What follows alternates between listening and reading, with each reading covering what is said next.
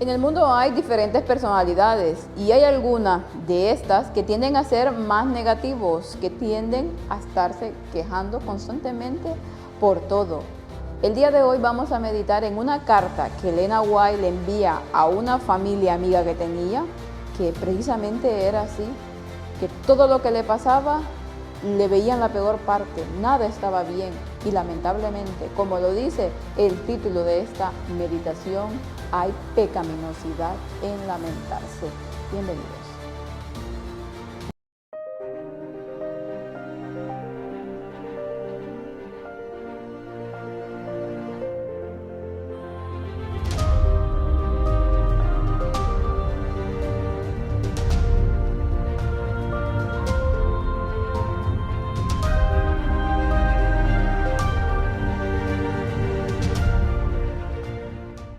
Y cuando se tiende a ser así, a estarse lamentando por todo, es algo muy difícil de afrontar y de controlar.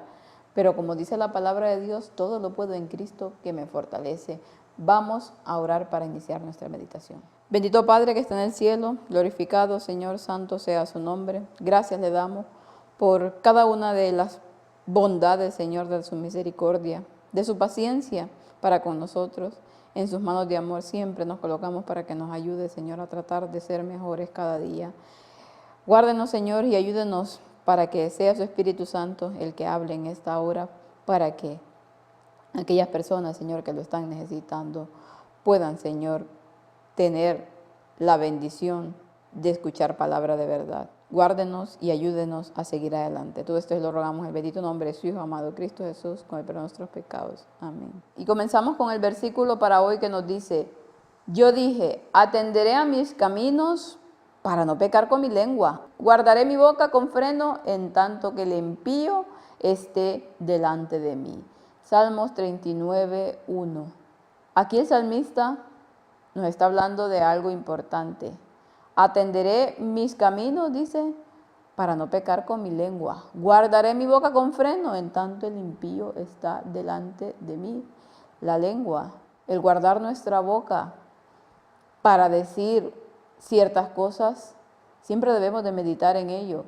Nuestros pensamientos, porque luego se convierten en eso, en acción, ¿no? En decir lo que estamos pensando. Y de ahí debemos irlo controlando. ¿Y cuál es la mejor forma de hacerlo? Pues es precisamente lo que la sierva del Señor le dice a esta familia, los consejos que le da. Queridos amigos, se me ha demostrado que como familia experimentan mucha infelicidad innecesaria. Dios no ha diseñado que seas miserable, pero habéis apartado vuestras mentes de Jesús y la habéis centrado demasiado en vosotros mismos.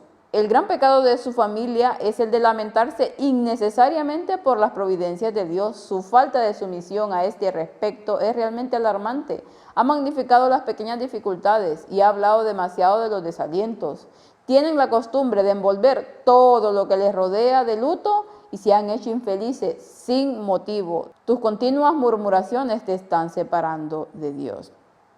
Y es que esta familia parece ser que todo el tiempo estaba murmurando, que todo el tiempo se quejaba, que todo era un viacrucis para ellos. Nada de bueno había. Entonces aquí la sierva del Señor les está llamando la atención con respecto a esto, que eran infelices innecesariamente, eran infelices porque querían, porque les gustaba estar bajo esa sombra con el que el enemigo los cubría completamente. Tienen la costumbre, dice, de envolver todo lo que les rodea en luto. Todo es una desgracia. Todo lo que les pasa, no ven nada bueno en ello. Las providencias de Dios, todo, absolutamente es negro. Y qué triste es estar con personas así, porque para ellos nada está bien, nada es bueno, todo es negativo. Debes mantenerte alejado del terreno encantado de Satanás y no permitir que tus mentes se desvíen de la lealtad de Dios. Por medio de Cristo, usted puede y debe ser feliz y debe adquirir hábitos de dominio propio. Incluso sus pensamientos deben estar sujetos a la voluntad de Dios y sus sentimientos bajo el control de la razón y la religión. Su imaginación no le fue dada para que se le permitiera correr desenfrenadamente y salirse con la suya, sin ningún esfuerzo de moderación o disciplina. Si los pensamientos están mal, los sentimientos estarán mal, y los pensamientos y sentimientos combinados formarán el carácter moral. Cuando decide que como cristiano no está obligado a restringir sus pensamientos y sentimientos, está bajo la influencia de los ángeles malignos e invita a su presencia y su control. Hay que mantenerse aquí, le decía la sierva del Señor, totalmente alejado del terreno de Satanás y no permitir que sus mentes se desvíen de la lealtad de Dios. Nos habla aquí de que nosotros podemos y debemos ser felices si todo el tiempo andamos en ese lamento, si todo el tiempo vemos las cosas malas, vemos el lado malo de las cosas y no el bueno, no estamos haciendo la voluntad del Señor. Estamos permitiendo que Satanás nos llene con sus negras dudas y desconfianza, porque al final todo va a caer en que desconfiamos de Dios, en que no tenemos una total dependencia de Él y de sus providencias. Dejamos que nuestras emociones, que nuestros sentimientos sean los que nos gobiernen. Y por eso somos completamente infelices y no hay nada bueno en ninguna de las cosas que nos pasa o que hacemos o que otros hacen por nosotros. Esos pensamientos y esos sentimientos, dice, combinados, son los que forman el carácter moral. Por lo tanto, si no se sujetan a la voluntad de Dios, si no se sujetan al control de Dios, a la razón y a la religión, dice, por lo tanto, el carácter que vamos a formar no será el carácter de Cristo, sino que el carácter del enemigo. Cuando nosotros no tenemos dominio propio, cuando no restringimos nuestros pensamientos y sentimientos, cuando no les ponemos un freno, ¿qué pasa? Y le damos rienda suelta, pues la influencia de los ángeles malignos viene a nuestra presencia y está ahí para controlarnos completamente. El hombre ha sido colocado en un mundo de dolor, cuidado y perplejidad. Se coloca aquí para ser probado y probado, como lo fueron Adán y Eva, para que puedan desarrollar un carácter correcto y sacar armonía en la discordia y confusión. Tenemos mucho que hacer que es esencial para nuestra felicidad y la de los demás. Y hay mucho para que disfrutemos. A través de Cristo estamos conectados con Dios. Sus misericordias nos colocan bajo continua obligación. Sintiéndonos indignos de sus favores, debemos apreciar incluso el más pequeño de ellos. Y no lo hacemos. El hecho de respirar, el hecho de abrir nuestros ojos cuando nos despertamos, ese que podemos decir pequeño detalle, pero es un gran detalle porque seguimos viviendo, porque el Señor nos ha permitido la vida, eso ya debe de ser una felicidad. Y alguien podrá decir, pero felicidad, sí, todo lo que hay en este mundo es infelicidad. ¿Para qué quiero seguir viviendo? ¿O para qué quiero seguir en este mundo si todo lo que pasa es cruel y más cruel? Pero ¿estamos preparados nosotros para morir en ese momento? ¿Realmente sentimos que estamos a bien con el Señor a cuentas? Cada día que pasa, cada día que nosotros despertamos es una oportunidad para prepararnos, es una oportunidad que el Señor nos está dando, porque si a lo mejor, si nos hubiese quitado la vida en esa noche, nuestra pérdida eterna habría sido el resultado. Hay males que el hombre puede disminuir, pero nunca eliminar. Debe superar los obstáculos y crear un entorno en lugar de ser moldeado por ellos. Tiene espacio para ejercitar su talento, para poner en orden y armonía en la confusión.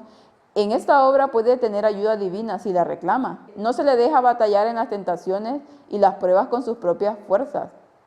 Se ha puesto ayuda sobre aquel que es poderoso. Jesús dejó las cortes reales del cielo y sufrió y murió en un mundo degradado por el pecado, para poder enseñar al hombre cómo pasar por las pruebas de la vida y vencer sus tentaciones. Aquí hay un patrón para nosotros. Hay males, dice, que el hombre puede disminuir, pero nunca eliminar. Y lamentablemente es así. Por eso es que cada decisión que nosotros tomamos en la vida determina mucho cómo viviremos o seguiremos a partir de ahí. Porque nos habla aquí de que el hombre, hay mal que los puede disminuir, pero nunca eliminar. Lamentablemente las consecuencias de nuestros actos las arrastraremos lo que resta de nuestra vida. Y pesan demasiado.